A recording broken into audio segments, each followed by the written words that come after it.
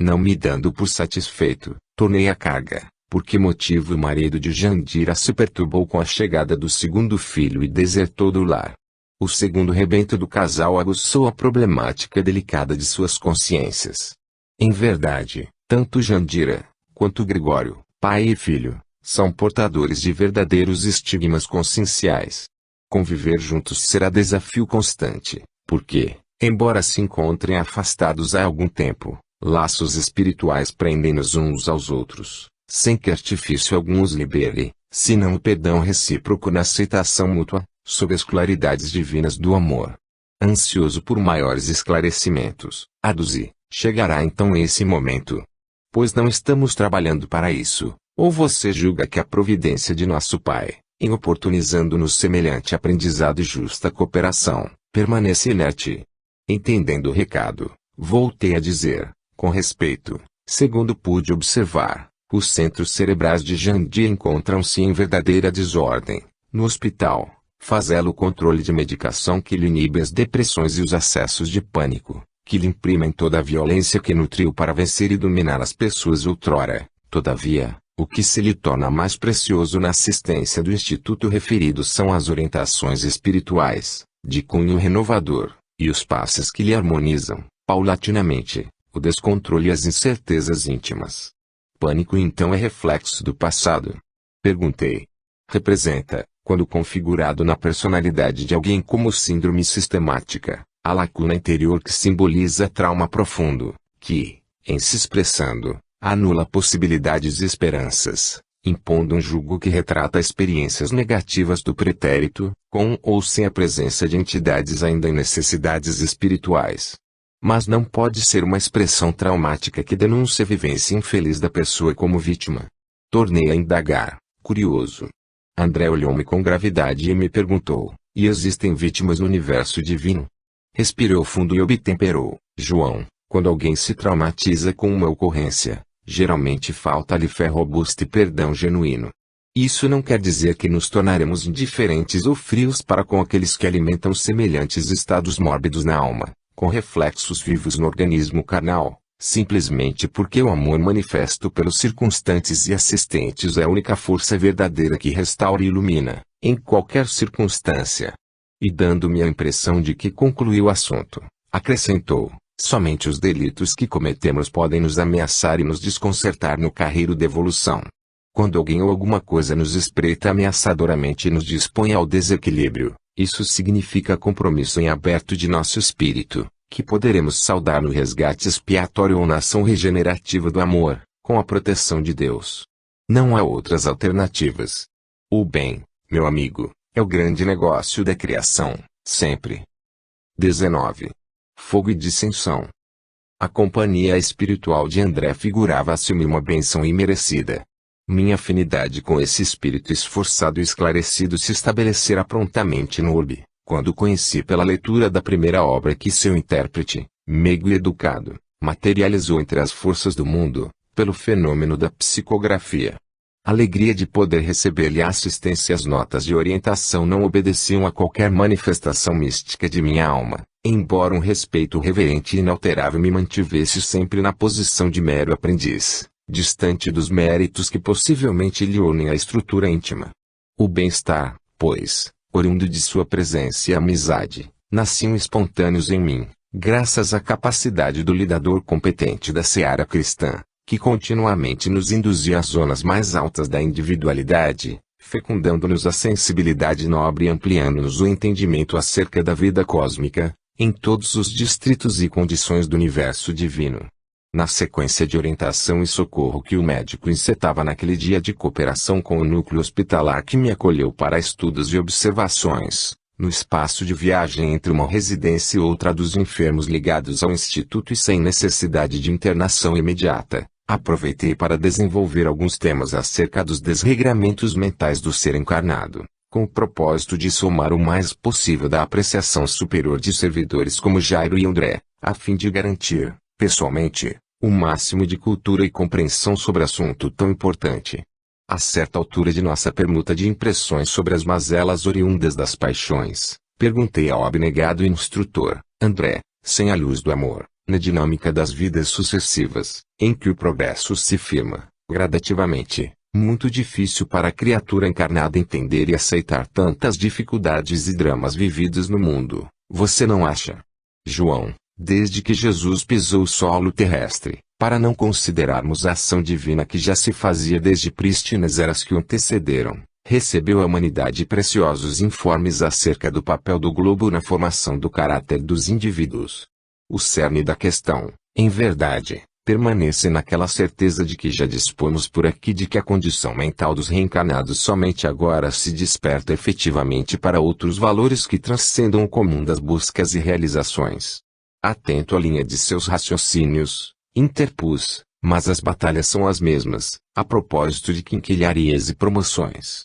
O amigo, calmo, ponderou, jamais ouvidamos que uma criança não adentra o universo filosófico e nem se capacita à lida científica, que pedem competência e gravidade, sem as operações básicas, exaustivamente repetidas nas brincadeiras e na apreciação acanhada dos embrionários princípios de que nascem as magníficas equações de sabedoria e vida.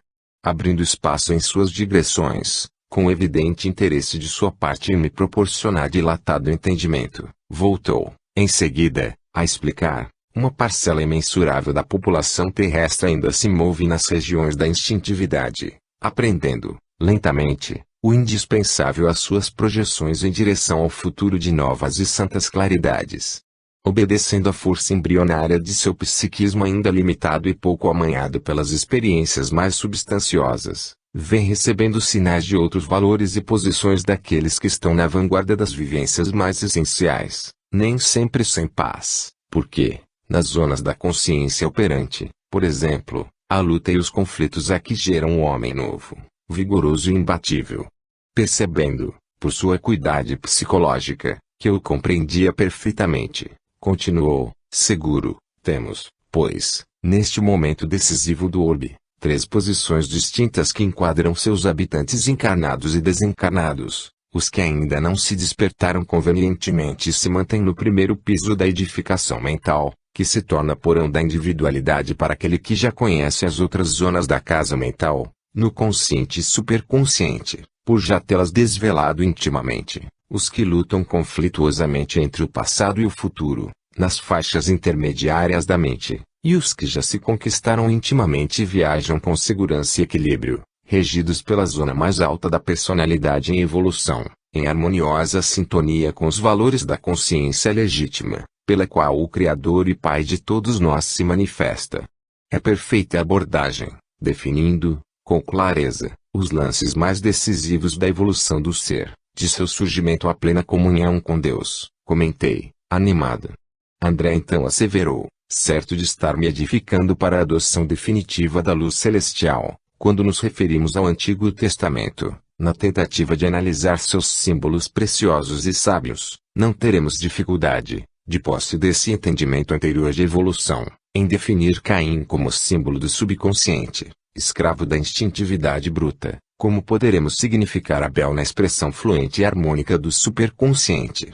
Muitos de nós, quando encarnados no mundo, nos pautamos automaticamente pelos impulsos de retaguarda, valorizando muito pouco ou quase nada as sugestões das zonas superiores, o que nos induz, na maioria das vezes, a eliminar possibilidades e riquezas, na justa promoção que o bem, devidamente adotado, autoriza a nossa alma. Encantado pela clareza de exposição, voltei a interferir, argumentando, mas André, há uma distância considerável entre a força do instinto implementado e a suave sugestão do bem, que é apelo do superconsciente em nós. O médico evangelizado me respondeu, luminoso, para atender às suas conjecturas, nos valemos, mais uma vez, dos registros do livro Gênesis, de Moisés, naquela passagem em que Noé, simbolizando a personalidade de Caim após inúmeras existências de queda e recuperação pelas páginas desse livro, se apresenta como pai atento, construtor da arca que possui 3 andares, situando ali seus 3 filhos, Sem, Cã e Jafé.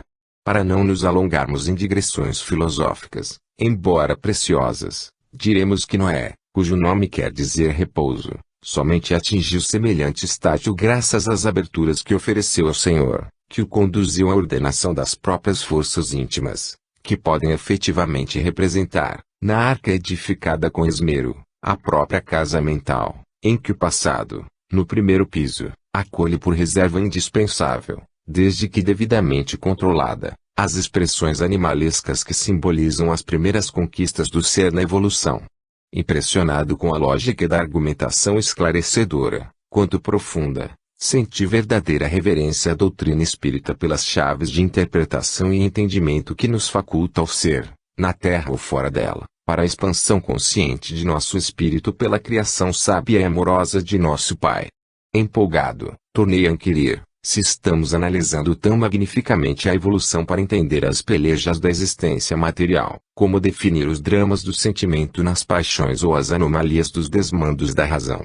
Senti titubear, mas satisfeito pela sintonia que nos vinculava, o benfeitor esclareceu, apegados aos pobres sentidos já desvelados em funcionamento em nosso cosmo biológico no planeta, insistimos invigilantemente pela manutenção de privilégios e domínios que julgamos ser de nosso direito. Quando nos frustramos ou nos contrariamos, pelo curso adverso das circunstâncias, nos rebelamos por imposição do orgulho, tantas vezes nos lançando a vingança e a atitudes desesperadas, na deserção desagregadora de nossas forças psicossomáticas.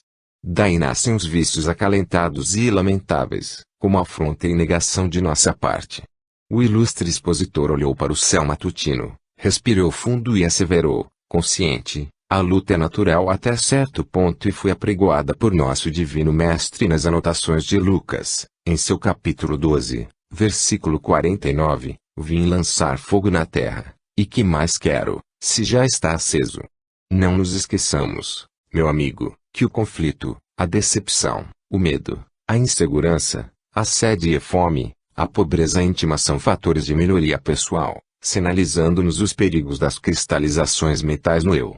A luz sempre nos ameaçará e estabelecerá conflito consciencial por dentro de nós, até que aprendamos, nas experiências somadas pelo tempo, a absorver-lhe espontaneamente os princípios de verdade e libertação. Nesse momento, aproximávamos-nos de outro santuário doméstico, para dar assistência a mais um coração flagelado pela dor. O orientador então concluiu, entendeu bem agora porque Jesus afirmou que o pai estará dividido contra o filho, e o filho contra o pai, a mãe contra a filha, e a filha contra a mãe, a sogra contra a sua nora e a nora contra a sua sogra. Ansioso por não perder o ensejo antes de adentrarmos o portão da residência, respondi, pai, mãe e sogra são, desse modo, intenções e desejos, razões e sentimentos puramente transitórios, e filho, filha e nora são novos valores, em conflito com as origens limitadas, ansiosos por outros voos, nas experiências sem fim. O amigo apenas sorriu, satisfeito, e me convidou, entremos, alguém precisa de nosso concurso para serenar um pouco o próprio coração. 20. Síndrome de Caim. Roseirais floridos ornavam, com poesia, os pequenos jardins daquela confortável residência que nos recebia a visita espiritual. As claridades frescas da manhã de sua primaveriam. Aqui Seninho Heraldo e sua esposa Lélia, que receberam 2 lindos filhinhos da providência, Alexandre, com 5 anos, e Andresa, com apenas 3. Nosso irmão é espírita convicto e lida numa casa de fraternidade não muito longe daqui, disse espontaneamente o meu guia naquelas visitas fraternais. Ao vencer os umbrais daquele lar, senti uma espécie de opressão íntima e, embora se tratasse de um ambiente onde os conhecimentos espiritistas recebessem atenção, não me vi muito à vontade. Percebendo minha estranheza nas reações cautelosas, André veio em meu socorro. Lembre-se, meu amigo, que estamos em serviço, visitando necessitados, e não propriamente em excursão de prazer. Ao conhecer nossa pobre irmã Lélia você entenderá o motivo de nosso concurso e suas primeiras impressões em contato com a psicosfera da casa. Realinhando-me pelo diapasão da fraternidade consciente, centrei meus pensamentos nos reais objetivos de nossa visita, e não tardou para que encontrássemos a referida irmã em solilóquio sombrio na alcova do casal. Enquanto uma serviçal preparava o almoço da família, a senhora se perdia em cismas estranhas, que lhe tingiam o halo vibratório de uma cor vermelho arroxeada. Meu instrutor então me recomendou, aproximando-se da dona da casa, procure acentuar seu poder de auscultação. A simples aproximação, Senti uma energia cortante a me penetrar toda a estrutura perispirítica. Insistindo, comecei a registrar-lhe os pensamentos, na percepção de quadros do que se formavam e se repetiam com miraculosa facilidade. As digressões íntimas da companheira diziam o seguinte: hoje à noite o infeliz me convocará àquelas sessões que não me agradam. Tivesse eu vocação para o céu, na exuberância de minha juventude, teria-me trancafiado em um convento. Ora, isso é desculpa para que ele se veja livre dos compromissos assumidos no lar. Vive pregando a ideia de amor ao próximo. Sei muito bem o que ele pretende, abracinhos e afagos em todos, especialmente naquele grupo suspeito de mulheres sem o que fazer. Parecia querer dar um estacato naquelas expressões descontroladas, quase abrindo ensejo a comiseração íntima pelo consorte, mas reassumia, em seguida, a tônica maliciosa e inconformada de antes: ele me desafia, isso sim. Afinal, sabe muito bem que não gosto e não confio em suas amizades, principalmente femininas. Mas ele há de me pagar, pois não suporto mais viver assim, desprezada, ferida, infeliz. Colocando as mãos no rosto, numa atitude de quem se encontra às portas do desespero, desde muito, gritou: meu Deus, ajude-me. Se você existe, me ajude. Com essa atitude instintiva, chamou a atenção da servidora doméstica, que veio rápido ao seu encontro, perguntando: a senhora falou alguma coisa comigo? A mulher destemperada respondeu, a custo: não, Mariana, não é com você, é com Deus, que parece situar-me no inferno. Meu orientador aproveitou-se do quadro instantaneamente, ajustando-se à empregada e, controlando-lhe os pensamentos, induziu-a a dizer: calma, Dona Lélia, a senhora é uma mulher tão bonita, tão cheia de vida, tão bem casada, com 2 filhinhos maravilhosos, por que se desesperar assim? A ponderação manifesta com auxílio de André Luiz chegou à estrutura moral abalada da pobre desequilibrada quase como um bálsamo, porque é recamada de carinho e compaixão sinceros. Assentando-se na cama e buscando o olhar da assistente, perguntou-lhe, mais brandamente: você realmente acha que devo confiar em Heraldo? Acha mesmo que ele não me engana? A moça, dirigida pelo meu companheiro, sem sequer imaginar, afirmou, convicta: tenho plena certeza disso. Seu Heraldo é um anjo, aquele homem é incapaz de fazer mal aos outros, imagine se o faria a senhora, que ele ama tanto. Olhe, Dona Lélia, até hoje, nas minhas andanças pelas casas onde trabalhei, nunca vi uma pessoa tão caridosa e justa como seu marido. A senhora precisa confiar mais nele. Está bem, reagiu mais enérgica a patroa, mal ocultando as pontadas do despeito que sentia. Pode voltar para o seu trabalho. André deixou a moça seguir sozinha e me disse, diligente: é a nossa hora de trabalhar, aproveitaremos a leve trégua mental para aplicar-lhe recursos magnéticos de recomposição. Atendi prestamente a recomendação do mentor, mas, procurando atuar na doação de recursos à instrumentalidade daquela senhora, vi, pela concentração mental, que todos os sistemas e órgãos do seu corpo encontravam-se como que emparedados, revelando incoerência no que deveria ser o fluxo normal das energias orgânicas. Prossegui nas operações socorristas, e, ao término da tarefa, meu orientador informou, atencioso: atendimento completo, com ordenação definitiva de seus centros de força, somente ocorrerá quando de sua anuência interior aos padrões que o esposo, felizmente, já alimenta em sua alma obediente e sincera. Até que isso ocorra, levamos apenas a contribuição mínima, para que não lhe aconteça o pior.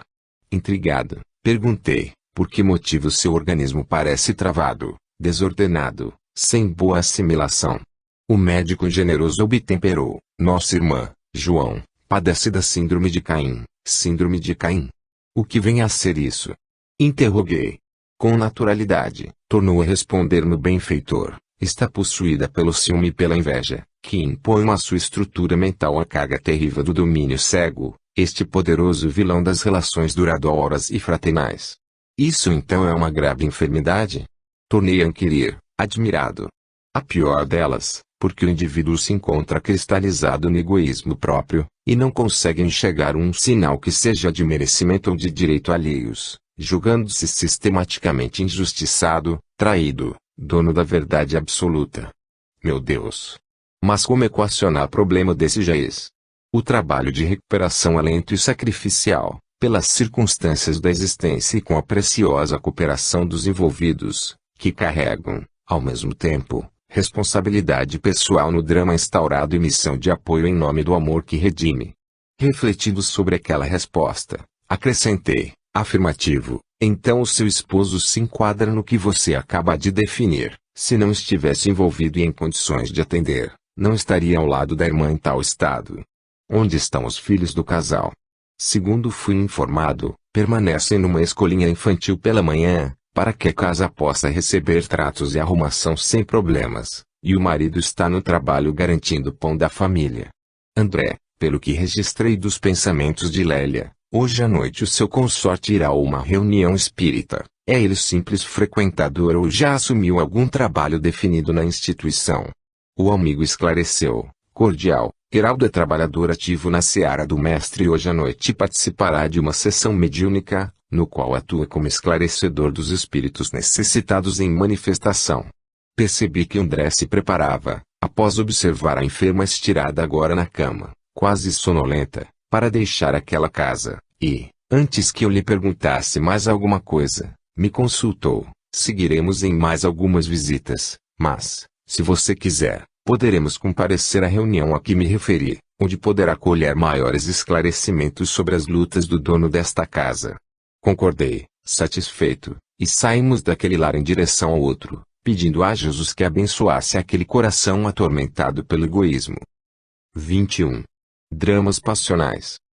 Mal deixávamos a residência da senhora Heraldo, cujo estado íntimo me deixou intrigado. Comecei a ensaiar algumas questões sobre os sentimentos passionais que comumente dominam as relações amorosas no mundo, quando André, sempre atento aos prodígios da natureza, que pareciam lhe dizer da incontestável presença de Deus em tudo que criou, começou a dizer, espontâneo, nem sempre a criatura humana se encontra verdadeiramente interessada em aprender, do Criador, a verdade do bem e da paz.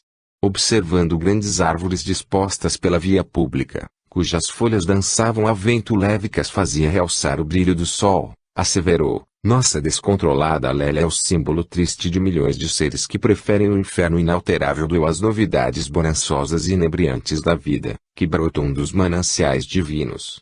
Compreendendo-lhe perfeitamente os pensamentos, permaneci em silêncio para não alterar o clima de confiança e reverência que nos tomava o ser, mas foi ele mesmo, talvez registrando minha sede de respostas, quem feriu o assunto que me espicaçava. Lélia, de mês a mês, é levada pelo esposo carinhoso e devotado até o ambulatório do hospital, para as consultas psiquiátricas de praxe, segundo conveniou com o profissional de sua confiança. Está tratando quimicamente dos distúrbios emotivos que assolam, mas não tem se esforçado o suficiente por vencer as próprias limitações e angústias da alma invigilante.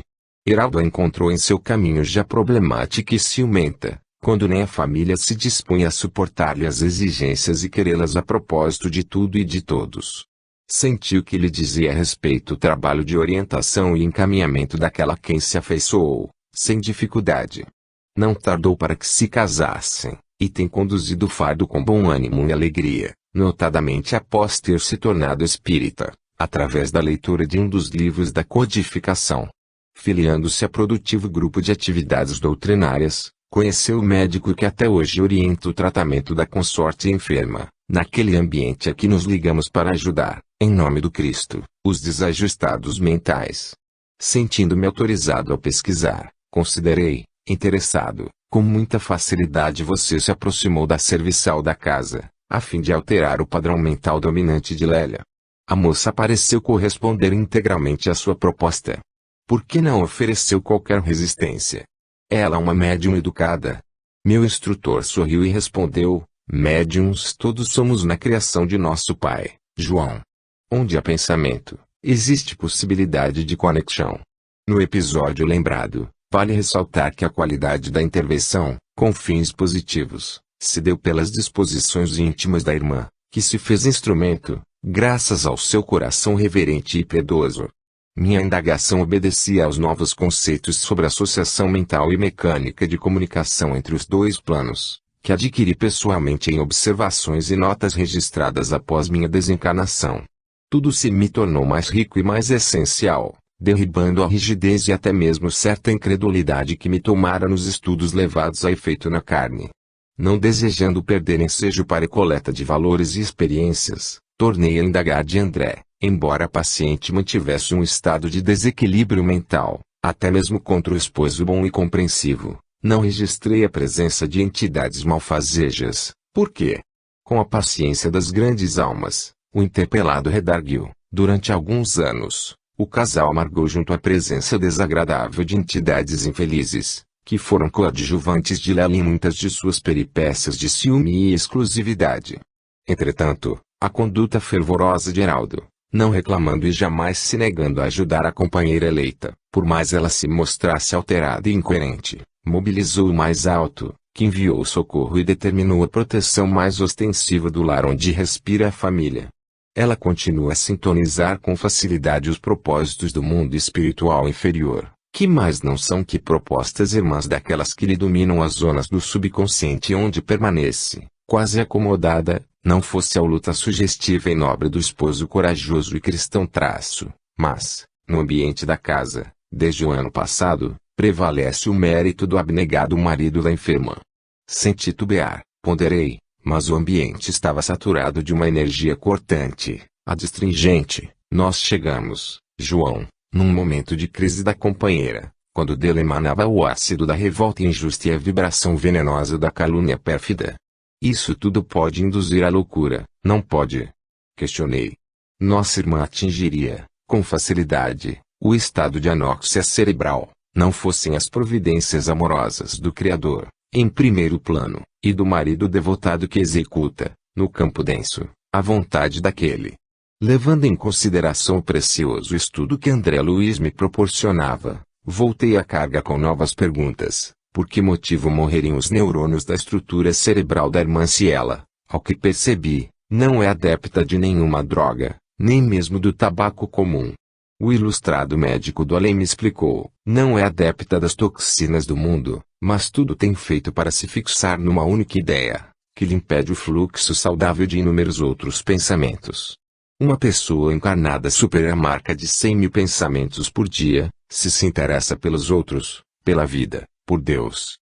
Mesmo que a velhice e o desgaste definam a morte de grande contingente de células nervosas no ambiente craniano, as que permanecem alongam-se para compensar semelhante perda, mantendo o fluxo mecânico e elétrico das transmissões imprescindíveis à fisiologia da mente conectada com a estrutura cerebral no corpo, mas é indispensável ser amigo da cultura, do bem e da paz.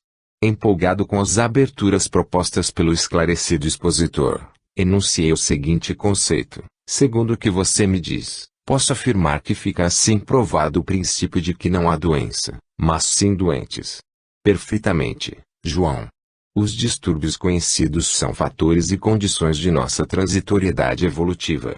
Vírus, bactérias e toda uma somatória de elementos dessa ordem são ingredientes dinâmicos de nosso ambiente laboratorial no orbe, gravitando em torno de fulcros desse ou daquele teor magnético e espiritual, para a promoção dos fenômenos do progresso, em que drenagem e resgate, acrisolamento e renovação, recolhimento e expansão, na pauta das vinculações e desvinculações, definam liberdade e consciência, leveza e promoção aos envolvidos, sejam princípios ou seres já despertos.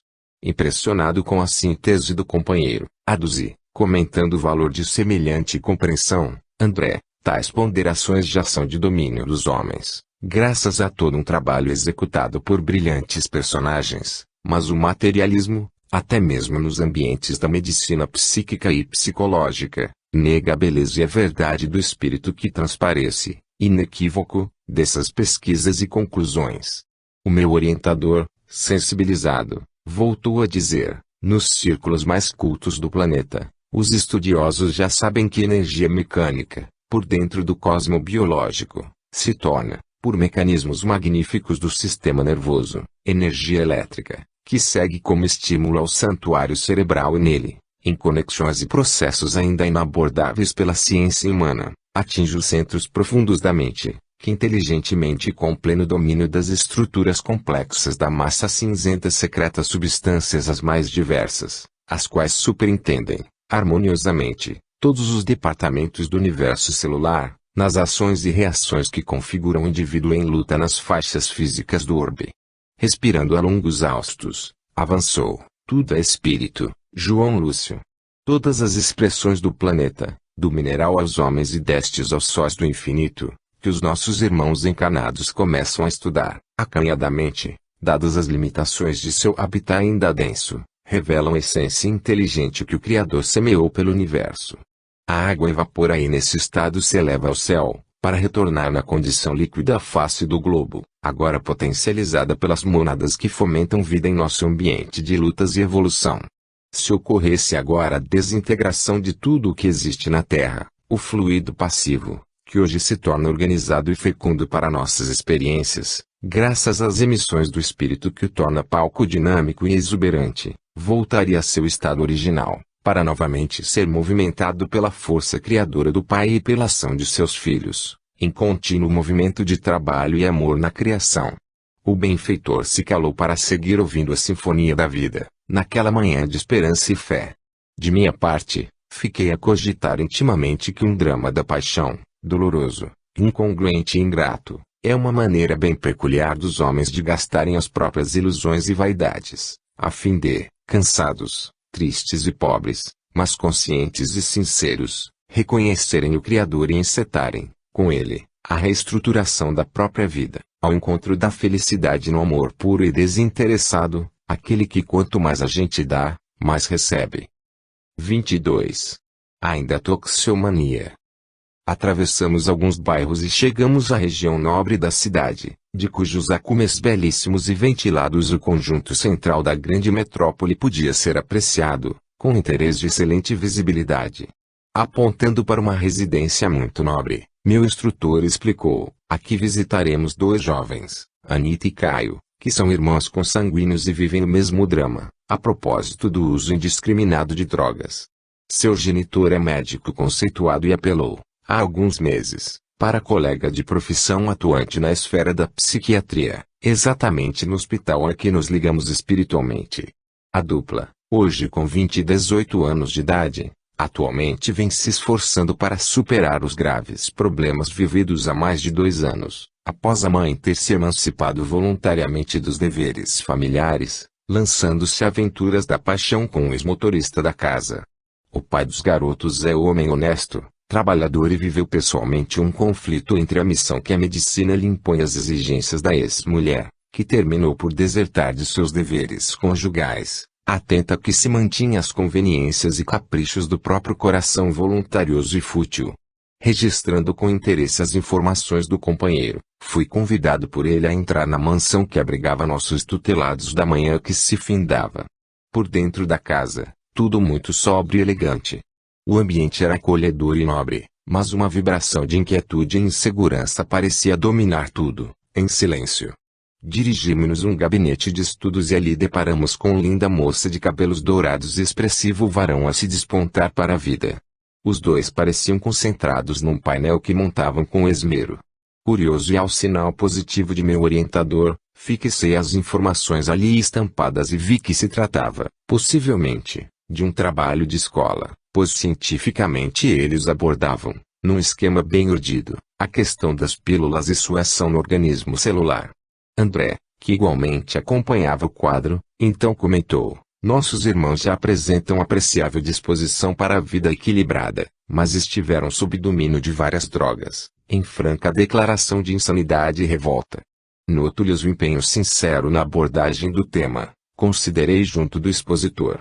Através do tratamento com o psiquiatra amigo de seu pai, chegaram a uma mocidade de sólida casa espírita, que hoje mobiliza suas energias para o bem, e se preparam, agora, para a exposição do próximo sábado, quando juntos explicarão o efeito de determinadas substâncias no organismo físico das pessoas. Sedento de novas informações, ouvi alguns passos, e vimos se aproximar simpático velhinho, elegantemente vestido à moda clássica do século passado.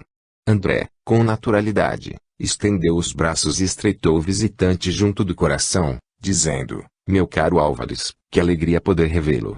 O cavalheiro, em idade avançada, retribuiu a manifestação de apreço e depois me abraçou fraternalmente, tratando-me por filho. Em seguida, explicou que assessorava o proprietário daquela casa em seus afazeres médicos e entendia ter chegado o momento de realinhar, definitivamente, os filhos de seu tutelado, para a retomada da harmonia naquele lar. André então me explicou: nosso Álvares é trabalhador cristão de Novos Horizontes e esteve engajado na implantação da capital que lhe recebe a assistência direta das faixas espirituais. Muito cordialmente, comentei as agradáveis impressões que colhi da cidade espiritual em minha visita de apresentação e que guardava o anseio de retornar com mais tempo e visitar os núcleos satélites da colônia magnífica. Estou pessoalmente vinculado a trabalhos diversos na crosta, que incluem o apoio ao nosso irmão que dirige este lar, mas, necessitando de nossos préstimos, sentirei imensa satisfação em lhe servir. Agradecido, voltamos a observar o mural dos jovens, e, julgando oportuno, anotei alguns dados valiosos para meus estudos do psiquismo humano em desequilíbrio na Terra, os quais faço registrar por importantes na pauta de nossos estudos: opiáceos, ópio e seus derivados, principalmente a morfina e a heroína. Efeitos: diminuição dos reflexos, defasagem sensorial generalizada, diminuição da afetividade, até 6 horas após o consumo, reduzem a sensibilidade à luz, tornando difícil o reconhecimento dos objetos escuros. Cocaína e crack pó branco extraído das folhas da coca. O crack se obtém de uma pasta de folhas de coca, misturada a bicarbonato de sódio e água. Efeitos: excitação, resistência ao cansaço, fanfarronice, de 3 a 6 horas, tornam difícil o reconhecimento dos objetos claros, podem provocar, conforme a dose, irritabilidade e agressividade. Cânhamo da Índia, das flores e das folhas da planta dessecada obtém-se a maconha, da resina da flor feminina, o haxixe. Efeitos: de 3 a 6 horas após o consumo, provoca dificuldade de focalização, alterações espaço-temporais e hipersensibilidade generalizada. Alucinógenos, podem ser de origem natural, como a mescalina, ou sintética, como LSD ou ácido lisérgico. Efeitos: perturbações no funcionamento do cérebro, como distorções perceptivas de cores, formas, contornos e sons, podem ocasionar também a perda da noção de tempo e espaço.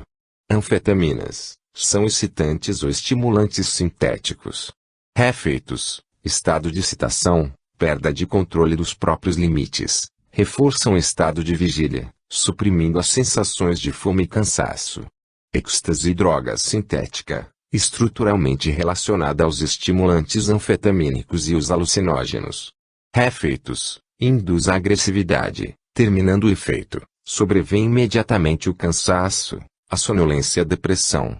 Pode provocar rigidez muscular, aumento da temperatura corporal, arritmia cardíaca, ataques de pânico e profunda depressão. Mal terminei a anotação destas informações sintéticas, o Dr. Álvares, com gentileza e segurança, asseverou: nossos companheiros encarnados, nas academias e liceus, abordam com impressionante precisão os efeitos dos elementos tóxicos no mundo celular humano, mas temam em desconhecer, em sua maioria, que essa provocação toxiômana é fuga louca e irresponsável edificação do caráter. Nas provas e vicissitudes incontáveis da existência, o Senhor me fez recordar do assistente Jairo e seus companheiros de lida no hospital em que estagio presentemente, comentei, espontâneo. O velhinho, parecendo se afeiçoar bastante ao tema em análise, prosseguiu, simpático: a criatura encarnada no mundo precisa acordar verdadeiramente para o espírito, que é a causa da vida, e, nesse sentido, aprender que mesmo os alcaloides sociais, como a cafeína, a teobromina do cacau, a teofilina de determinados chás, além de outros, ingeridos em excesso, impedem a conexão neuronal, que significa a comunicação harmônica e essencial para o fluxo da vida consciente entre o espírito e o mundo material. Imagine então, meu filho, a ação devastadora dessas pílulas e elementos que desqualificam os neurotransmissores responsáveis pelo funcionamento de nossa estrutura cerebral e nervosa, na administração dos interesses ideais que nos situaram em nova reencarnação, com fins de libertação e melhoria íntima. A espontânea observação do antigo médico ampliou minha curiosidade sobre os efeitos dos tóxicos no organismo perispiritual. Interessado, perguntei: fala-se muito dos prejuízos no aspecto físico, Mas eles existem concretos na estrutura perispiritual, não existem.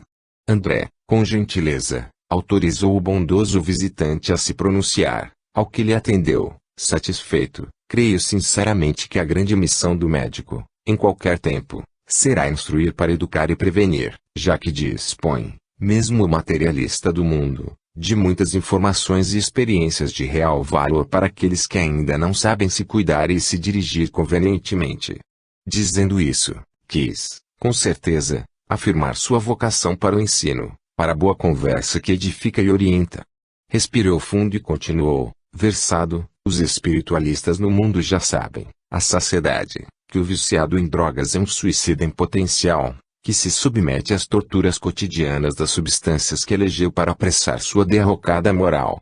Desse modo, em rápida apreciação, diremos que as zonas de força do perispírito, nos centros vitais que lhes são fulcros sutilíssimos de inteligência, através das estruturas cerebrais do indivíduo encarnado em bombardeio sistemático pelo consumo das drogas, apresentam, no tempo, o arrefecimento de suas emissões controladas, segundo as aquisições difíceis e lentas oriundas do processo da evolução, desde os reinos inferiores ao homem. Como geralmente as toxinas operam a depressão dos sistemas, das transmissões, com a perversão da ordem instituída nos centros cranianos, ocorre uma espécie de regressão forçada do psiquismo às faixas de retaguarda, de algum modo expondo a personalidade da criatura ao domínio de expressões magnéticas íntimas e exteriores, estas últimas originárias das entidades votadas ao vampirismo ou dos adversários. O descontrole da engrenagem e evolução enseja a participação de elementos outros que ainda estagiam inconscientes ou negando sistematicamente a providência divina, na justiça do bem. Quase assombrado com as informações precisas da esclarecida entidade, indaguei, aí está o porquê da obsessão causada pelas drogas, estou certo? De olhar doce e compreensivo, o velhinho respondeu, a obsessão, meu filho, é o resultado de nossa insistência e obstinação caprichosa no culto à irresponsabilidade. Caindo nas zonas complicadas de nossas vivências pretéritas ainda em aberto nas estruturas mentais e naturalmente nas mãos dos adversários ou comensais de apelos inferiores, definimos a miséria própria de nossa alma, na negação da paternidade divina, quando bem é o clima inalterável de seu amor, a nos convocar para a felicidade real. A droga é o impulso que desordena o corpo e nos precipita no caos dos labirintos personalistas. Você ainda tem dúvida de que seja a droga o meio mais eficiente de destruir a caminhada renovadora das reencarnações para muita gente, hoje em dia? Compreendi o alcance das ponderações daquela afável e experiente personagem. Permanecendo em silêncio, ouvi os planos que o Dr. Álvares traçava para aquele clã em reorganização efetiva, após tantos golpes de dissabores. Não demorou para que aplicássemos passos de fortalecimento à estrutura juvenil daqueles dois elementos encarnados a se despontarem para a vida. Mal termináramos, uma senhora uniformizada bateu à porta e anunciou, com um sorriso no semblante, o almoço está servido, hoje vocês estarão sozinhos, pois o Dr. Leonardo não poderá sair tão cedo do hospital. André igualmente anunciou nossa partida, e, com a permuta de amplexos e votos generosos, nos despedimos do notável Dr. Álvares, personalidade ímpar da história daquela região, de quem não me esquecerei. 23. Preciosos apontamentos. Em plena via pública, após a agradável e instrutiva conversa com o Dr. Álvares, amigo de longa data do meu instrutor fraternal, senti que os pensamentos enxameavam minha cabeça, a propósito de questões correlatas com o assunto que nos levou àquele lar que acabávamos de deixar. O dia estava esplendoroso, e a gravidade generosa e responsável de André Luiz me fez silenciar por alguns instantes, até que ele mesmo, exímio conhecedor da natureza humana e senhor de uma percepção aguçadíssima, comentou amigavelmente, a cada visita, percebo que novos questionamentos e reflexões lhe surgem por mensageiros de cultura e maturidade. Expresse os seus pensamentos, pois devemos nos recordar do exemplo de Jesus, que agia e falava, ensinando o caminho para o reino de Deus. Aquelas ponderações surgiam como estímulo à minha curiosidade crescente, mas proveitosa. Mal sopitei a sensação de euforia que me invadiu e indaguei do companheiro, a droga promove o transe mediúnico, ainda que a pessoa desconheça a tal realidade, Existe algum proveito nisso para ela ou para alguém? Corrigindo minha colocação, um mentor amigo esclareceu: a assimilação de substâncias psicoativas define a liberação mais pronunciada das realidades espirituais em vigência no mundo mental do indivíduo, graças ao arrefecimento dos filtros existentes na organização fisiológica. Mas isso é bem diferente do cultivo de faculdades medianímicas, em que o ser trabalha, consciente, seus potenciais, em sintonia com a verdade e com o bem. Meditando os conceitos do interpelado, obtemperei, mas há casos evidentes de incorporação mediúnica, por exemplo, nos adeptos contumazes do álcool. Sem alterar o semblante harmônico, novamente me respondeu: nada de anormal, pois o elemento que se revela pela vítima da droga é componente vivo de suas necessidades e quedas, em perfeita sintonia de propósitos. Intrigado, tornei a indagar: e os drogados que têm visões, que se sentem perseguidos por monstros, por pessoas, que guardam certeza da traição de amigos, parentes, esposa, filhos, descambando para a violência e para os crimes incompreensíveis, fatos tão corriqueiros da sociedade terrestre, que todos os dias fazem parte da mídia sensacionalista como entendê-los? Sempre atencioso, o preclaro médico argumentou em resposta: João Lúcio, nossas estruturas mentais encerram um material vasto e dinâmico, que a vontade lúcida ordena e busca harmonizar com fins promotores, garantindo-nos fluxo de vida e euforia. Se através de intervenções indébitas, que obedecem aos modismos invigilantes ou revoltosos da sociedade ainda brutalhada e conveniente, qualquer de nós se resolva, na esfera da carne, a desrespeitar e destruir a ala sagrada em que nos internamos para o acrisolamento renovador, os prejuízos correm por nossa conta, pois todos esses quadros e manifestações a que você se refere são expressões reais de nosso pretérito, aguardando o devido equacionamento no tempo, ou distorções espirituais decorrentes de nossos débitos e vícios acalentados subrepticiamente. O benfeitor fitou-me com seriedade e perguntou, firme: você julga que uma ação irresponsável e leviana, para quem já está ciente da verdade e do bem, possa gerar reações positivas para o emissor? Inferno, João, é a manifestação irrefutável de nossas sementeiras sem Deus. Na Terra, pela ilusão do tempo, o homem tem a impressão de que a conscientização sobre o que é mal chega tardiamente. Contudo, o sofrimento e a desilusão são tamanhos, nos traumas, inseguranças e fobias, que a retomada do bem se torna inevitável, em tempo exíguo, se considerarmos a eternidade da vida. Não querendo perder o ensejo, já que o diálogo feria assuntos que muito me interessavam, tornei a propor: André, a civilização ocidental, principalmente, parece estar mais cheia de conflitos e instabilidades do que antes, quando não existiam tantas facilidades e conveniências, na tecnologia, no autoconhecimento e na globalização de recursos e das buscas pelo bem-estar. O que está acontecendo, efetivamente? Atingimos, no instante desta pergunta, o ponto mais alto daquela região nobre da cidade em que nos movimentávamos. André espraiou o olhar por sobre todo o conjunto de edificações que se aglomerava lá embaixo. Sorriu, tranquilo, e comentou, sem pretensão: olhe, João, que colmeia imensa de seres humanos em despertamento. Eles se organizam, trabalham e geram riquezas, multiplicando necessidades e prerrogativas.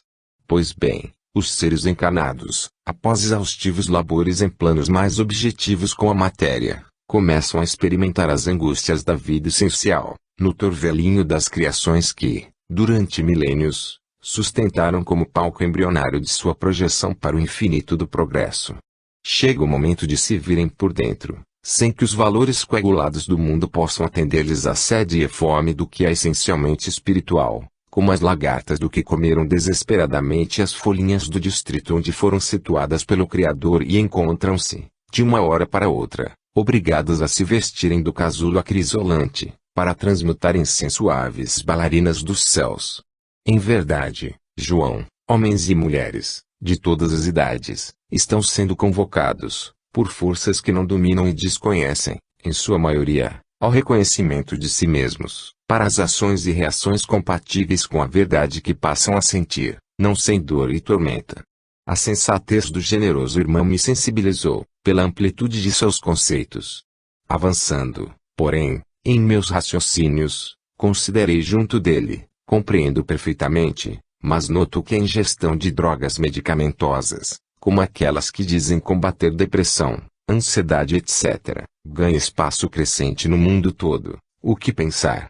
André redarguiu, sereno: a misericórdia de nosso Pai autoriza ao homem todo tipo de iniciativa que vise o apoio e a moratória moral, quando qualquer de seus filhos ainda não apresente vontade e inspiração suficientes para operar, por si, a própria integração com seu amor, que representa a liberdade e realização sem precedentes. Nesse sentido, todo auxílio exterior na esfera da psicoterapia se apresenta como andaime de sustentação, até que, por deliberação própria e consciente, a criatura se reconheça capaz e realize a obra de seu despertar para a luz suprema, revelando-lhe o fulgor pelas atitudes próprias. Calei-me, reflexivo. As notas de André me fizeram recordar de alguns trechos do discurso de Bezerra no salão do hospital. Percebia, de vez por todas, que o problema dos homens era exclusivamente moral. O Evangelho, a cada passo daquela jornada maravilhosa, parecia se engrandecer aos meus olhos. Meu coração batia célere, emocionado, inteiramente convertido às realidades vivenciais de Jesus, ali expostas com mágica e inapagável beleza. Foi quando ouvi o parecer de André, que me registrava o movimento íntimo das santas reflexões: eu sou o caminho, e a verdade e a vida. 24. Ocorrência inusitada. A contemplação do dia iluminado pelo astro-rei, quase ao topo de magnífica serra, em cujas encostas muitas residências se encravavam, harmoniosas, instigou-nos a alma a reverenciar o excelso Criador, através de sentida oração. Comungando as mesmas impressões, André Luiz saudou, em palavras simples e sinceras, o autor da vida, que se revelava em cada nota de luta e soerguimento, como nas composições de fulgor e beleza dos recursos naturais existentes, da gleba aos céus. Sintonizados com a vontade divina, notei que meu instrutor se fez mais grave, parecendo registrar algo que não me era acessível aos sentidos ainda acanhados. Num ótimo, o experiente lidador do bem me explicou: os centros de recepção de apelos e rogativas de novos horizontes convocam, neste instante, o auxílio dos ceareiros cristãos disponíveis, em favor de desequilibrada irmã prestes a se entregar ao suicídio nestas imediações. Convocando-me a segui-lo em volitação, o instrutor asseverou: já me situei para o traslado, sigamos sem demora. Numa fração de segundo, eis-nos dentro de singelo apartamento situado no terceiro piso de um prédio de 18 andares, à frente de jovem mulher de presumíveis 30 anos de idade. Ao seu lado, bondosa entidade de cabelos encanecidos, em atitude de oração. Ao canto da sala, 2 outros espíritos escarrapachados em cima do sofá, com os pés sobre a mesa de centro e observando a moça atormentada emocionalmente. Um deles, de expressão mais leviana e zombeteira, dizia: vá mulher. O mundo já não lhe oferece outra alternativa. Você contraiu dívidas por todo lado, não tem emprego, vive desse corpinho que já não está lá a grande coisa e o homem que lhe interessa ao coração acaba de lhe apunhalar a alma, colocando você no seu devido lugar. O que você espera mais? Vamos, pule e venha para o nosso lado. Você lucrará muito mais. Os dois se riam da miséria moral da infeliz, que parecia registrar-lhes, na acústica da alma, suas desrespeitosas e maléficas sugestões. A boa senhora, que orava contrita ao lado da jovem atazanada, não era vista pelos obsessores presentes, mas percebeu-nos a chegada com alívio e veio nos abraçar, um tanto aflita. Sabia eu que Jesus nos mandaria socorro urgente. Sejam bem-vindos ao lar de minha desventurada Ana, a senhora mãe desta moça. Perguntei. Sou sim, meu filho, respondeu-me com tristeza indisfarçável no olhar traço. É o que resta de mim na terra, porque o pai dela me abandonou ainda grávida, e meus genitores não demoraram a desencarnar, deixando-me o encargo difícil de encaminhá-la na vida, através do serviço de costura que se tornou minha profissão. André não me permitiu delongar em conversações. Ordenou-me a aplicação de fluidos anticoagulantes sobre a organização da enferma, apoiado por sua mãezinha, enquanto ele mesmo criava, com recursos ambientes disponíveis e outros que desconheço, um grande painel que se densificou e passou a mostrar quadros horripilantes de degeneração perispirítica nas zonas mais baixas do mundo espiritual inferior para os folgados e impiedosos verdugos da irmã em atendimento. Atônitos, deram um salto da poltrona macia e puseram-se de saída, mas antes ouviram a voz firme de meu orientador a dizer-lhes: mas, ai de vós, ricos! Porque já tendes a vossa consolação. Ai de vós, os que estáis saciados, porque tereis fome. Ai de vós, os que agora rides, porque sereis constrangidos a gemer e a chorar. O mais ousado, que parecia dominar plenamente a obsidiada prestes a dar cabo da vida, tentando reagir às proposições e advertências, conseguiu resmungar, já à porta de saída do ambiente: não adianta, já é tarde, pois o veneno já corrói as esperanças da megera. É questão de minutos. André desfez o painel e juntou-se a nós na assistência à enferma. Notei que ela não nos registrava a menor nota de inspiração e auxílio. Intrigado, perguntei-lhe: ela não nos percebe a influência, parece profundamente hipnotizada pela ideia de deserção da vida, como agir? O instrutor, analisando-lhe as estruturas mentais, comentou: o serviço dos nossos irmãos adversários foi muito bem feito, pois convenceram-na de sua desvalia, situaram-lhe os sentidos próprios nas zonas mais delicadas e problemáticas de sua herança espiritual e, no domínio que lograram sobre ela, gravaram em seu psiquismo um único caminho a ser percorrido, o do suicídio. Parecendo arquitetar alguma providência, solicitou da pobre mãe esforço de auxílio à filha à execução de determinado plano. Logo que ela saiu, sob a orientação de meu mentor, voltei a indagar: ela se encontra impermeável ao nosso concurso pelo mesmo motivo que seus adversários não nos registram a presença? André, grave, explicou, está avessa a qualquer proposta do bem, exatamente porque assumiu o mal por irremediável. Entende agora por que motivo a esperança é tão importante na engrenagem da evolução? Magnífico estudo. A impressão que eu guardava intimamente era de que a vida e sua mecânica divina se me revelavam, paulatinamente, à medida que mais e mais eu buscava entender os semelhantes, fazendo luz por dentro de mim mesmo. Meu instrutor tornou a dizer, com certeza ensinando-me para o serviço do bem, embora afastados dela, os seus algozes são facilmente assimilados por sua mente, na condição de plena submissão. Haveremos de nos valer de suas artimanhas e ideias, a fim de conseguir dele alguma reação. Dizendo isso, começou André a bombardear-lhe a mente vencida com os seguintes argumentos: você está tão triste, minha filha. Está tão fragilizada. Tão carente. Tão sozinha. Tão infeliz. Assustado, observei a atitude de André sem me opor emocionalmente à sua técnica. Durante breves minutos, ele procurou inocular ideias desse teor na intimidade da pobre moça, até que seus pensamentos se fixassem na linha de sugestão de meu orientador, quando passou a suspirar e a chorar convulsivamente.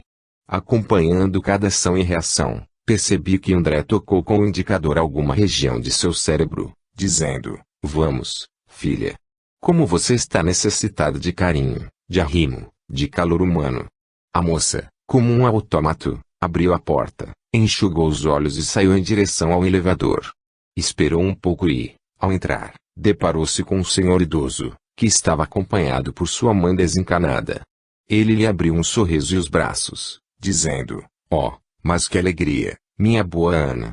O elevador subiu e a moça não resistiu ao afeto daquele homem, que voltou a dizer: sua mãe estaria muito orgulhosa de sua beleza e simpatia, se estivesse entre nós. Como ela lhe amava, minha filha. Que você se lembre sempre disso em sua jornada. A pobrezinha desconcertou-se de vez, tocada nos refolhos da própria alma.